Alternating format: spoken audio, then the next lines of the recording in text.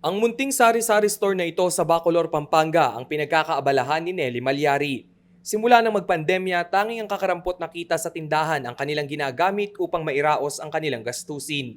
Sobrang mahirap po yung buhay na kailangan po yung sipag at tiyaga.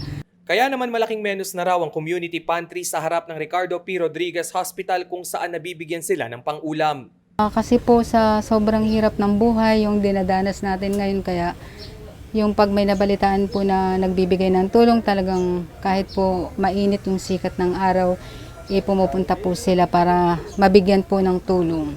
Ang Bacolor Community Pantry ay binuo ng Sigma Kappa Pi Fraternity at Sigma Delta Pi Sorority. Ayon sa organizer na si Lisa Pulido, nagsimula ang kanilang pantry upang bigyang ayuda ang mga nagpapagamot sa Ricardo P. Rodriguez Hospital. Hanggang sa dumami raw ang nakapansin sa kanilang pantry at patuloy na bumuhos ang donasyon mula sa mga pribadong tao at institusyon. Dito na nga nagsimulang maging regular ang kanilang pamamahagi ng ayuda, 2 araw sa loob ng 1 linggo.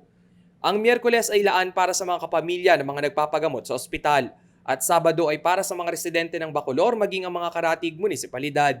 Hindi natin dapat iasa lang sa gobyerno yung pagtutulungan at pagmamalasakit sa ating kapwa. And I think basic yun na yung mga communities natin ay magtutulungan talaga.